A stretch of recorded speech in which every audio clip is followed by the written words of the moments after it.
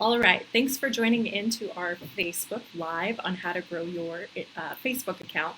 My name is Jeanette Canuti with the Digital Marketing Academy for Nonprofits. If you're on Instagram, you can follow us at nonprofitmarketing.academy. We'd love to see you over there. And to get started, we wanted to share a couple facts about Facebook today to really reinforce why you should be on Facebook and why it's important to grow your following and to have really good engagement. So the first thing is that 79% of Americans use Facebook. That is a high percentage of usage. And the second highest platform that people use is Instagram at 32%. Now this statistic was from 2016, so Instagram has gained more traction and does have more users at this time, but Facebook does remain the dominant social media channel. And so it's really important to be on this channel so that you can reach the most amount of people as possible. The next thing I wanted to share is that through Facebook donations, nonprofits, 473,000 people donated over $45 million to over 47,000 nonprofits last Giving Tuesday. So Facebook is becoming a really great source for nonprofits to raise funds on. And if your nonprofit is registered for Facebook Fundraisers, can you just type yes in the comments? We'd love to know who is on Facebook Fundraisers. And if you're not currently using Facebook Fundraising, comment no. And we're going to put a link in the comments if you're not currently using Facebook Fundraising on how you can sign up for that and get your nonprofit going. But these are really great numbers for Giving Tuesday, and they're only going to continue to grow for this upcoming year. Another key thing is that 75% of the people who gave on Facebook during Giving Tuesday last year were first-time donors on the platform. So that's a lot of new people on Facebook that are donating money. And more importantly, nearly 20% of the people that gave on Giving Tuesday ended up giving to either the same or a different nonprofit within a few months of Giving Tuesday. So we really want to see this as a strategy, see Facebook as a strategy where you can really get your donors comfortable with giving to you through Facebook, and you can inspire them to do that through call to actions, which we'll talk about in a little bit. And lastly, there are birthday fundraisers. So if your nonprofit is using Facebook fundraising and somebody likes your Facebook page, about 2 weeks before their birthday, Facebook will prompt them to raise funds for your organization. Now, if they're following a multitude of nonprofits, they'll have the option of which nonprofit they want to raise money for. But this has been a really great option for people to show the causes they care about, to share them with their friends, and it also gives your nonprofit more exposure. And last year alone, the first year that Facebook rolled out birthday fundraisers, over $300 million was raised. So that's a lot of money, and again, we only see this getting bigger. So the first step, if you're not already signed up for Facebook fundraisers, is to sign your nonprofit up, and then Facebook will automate when people's birthdays are around, it will prompt them to have a fundraiser of their own. So really great stuff. We just wanted to make sure that we reiterated the importance of why Facebook is a growing platform, and despite the talk of privacy concerns and people leaving Facebook, it does remain to be a pillar of social media, and we don't foresee it disappearing anytime soon.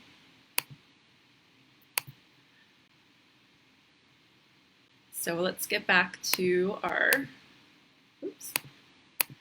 there we go. So today we wanted to share some strategies so that you can grow your Facebook account. Now there's 3 key things that you want to do.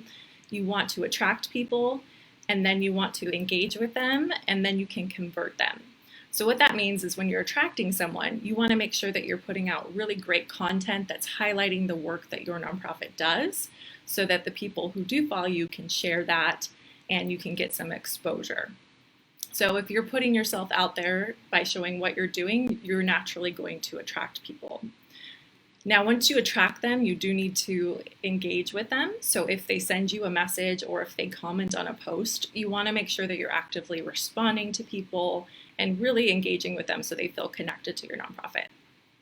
Once people have engaged with you and built a relationship online, you can then get them to convert. And what convert means is you might post something on social media and you might include a link to your website. A call to action or a conversion is asking someone to visit that link. And because someone is familiar with you, they're more likely to take an action to click on that link. Or it could be to donate to your nonprofit. So these conversions or call to actions are important to put into your social media so that people know what to do and how to help you. But it does take those steps of attracting them first and then engaging them. So let's talk about how you can attract new followers for your Facebook page. The first thing is you can invite your friends. So if you're a nonprofit, maybe you're a solo nonprofitpreneur and your friends are primarily the people supporting you right now. One thing to make sure to do is that you are inviting all of your friends to like your page. If you're a larger nonprofit, you can invite the friends that you know would have an interest in the cause, and that will help your page grow. You can also ask your staff to invite their friends. And so this is one organic way that Facebook will notify the people you invite. They'll say, hey, Jeanette wants you to like XYZ nonprofit page, and that person then has the decision if they want to follow you or not. The second thing is to use hashtags.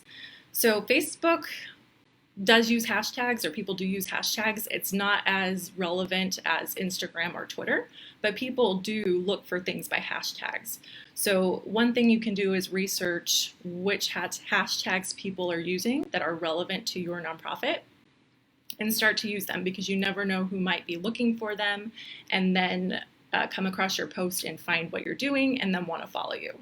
We do recommend that you limit your hashtags to 1 to 3 because you want to keep your posts looking good, and anything that has tons of hashtags looks very spammy, and Facebook's algorithm will also look at that and not give you more visibility. So we recommend 1 to 3 hashtags.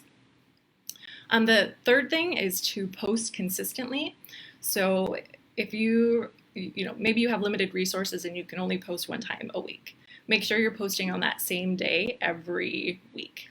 If you are posting 4 times a week, just keep that same consistency because your followers will get used to that, and it will allow them to engage with you when you keep that consistency going. The fourth thing is to create shareable content.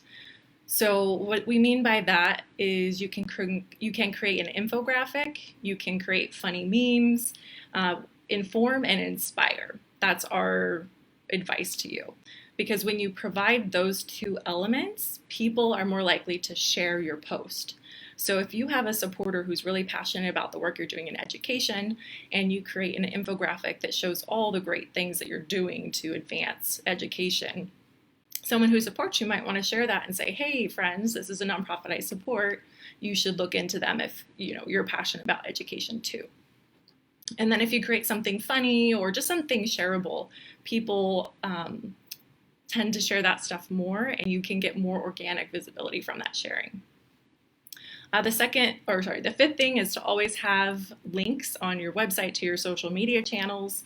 And also, if you have a regular email that goes out, make sure that you have your links in your email. You can also include a link to your Facebook page in your email signature. So that's another thing that most of you are probably doing, but we wanted to put it out there in case maybe you don't have the Facebook icon on your website, or you don't have it in your newsletter. Just make sure that you're always putting them out there so that the people who are on your email list or getting your emails can have the opportunity to like your Facebook page. The 7th thing, or maybe it's the 6th, that we want to recommend is that you email your personal network and say, hey, I'm trying to grow my Facebook page. This is the cause of the nonprofit. Would love if you could like our page. So it's very grassroots, very organic, but it is a way that you can get additional people to like your page. So now we wanted to talk about a couple of things that you can do that are a little more advanced. So you can interact as your page. So if you have sponsors or you know certain people that follow you and you're friends with them, you can actually toggle to your Facebook page if you're an admin and interact as your page. So this is a great way to get more exposure and to increase your engagement so that people see that you are active and want to follow you.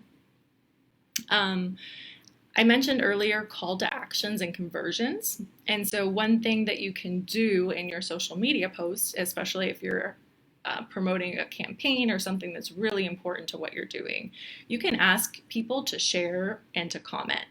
And so anytime that you create a conversation with people or ask them to do something, it's allowing them to engage with you.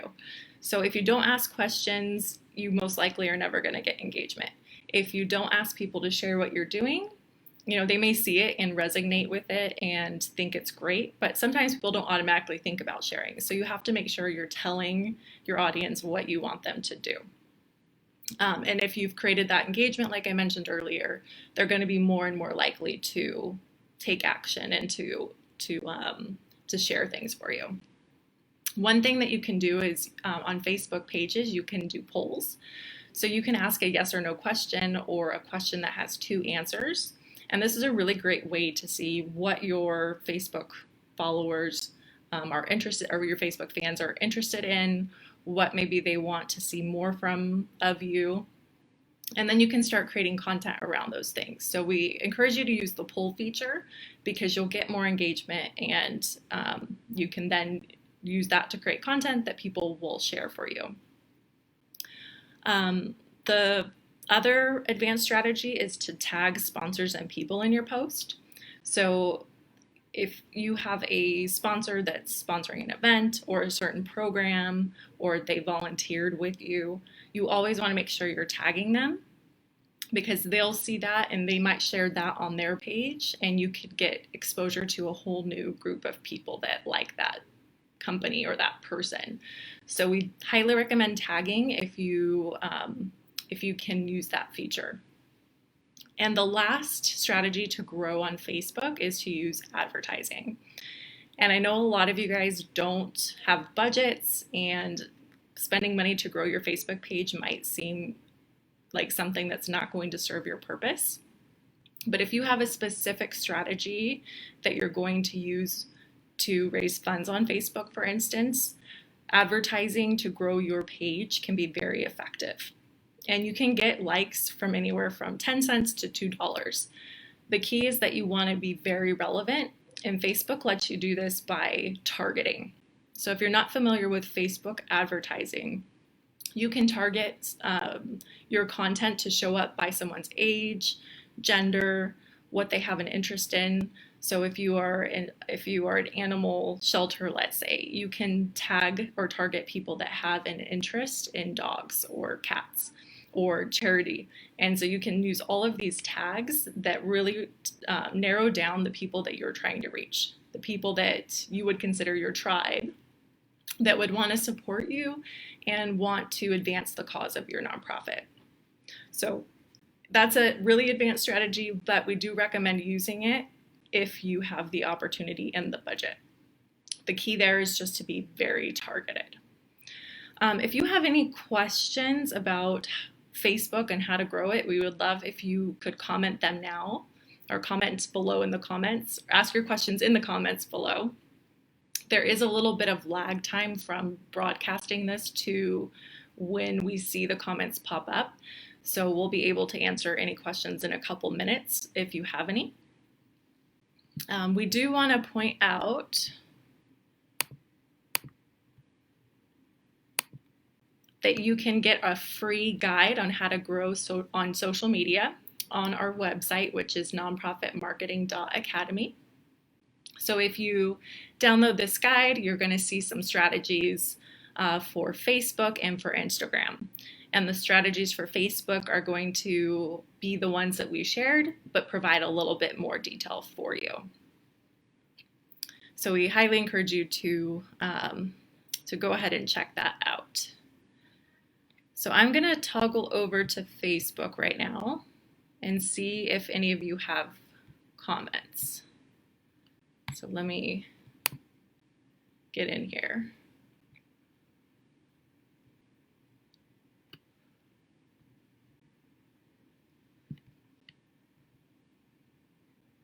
And I don't see any questions, but if you're watching this Facebook Live after we've gone live and you put your question in the comments, we will get back to you.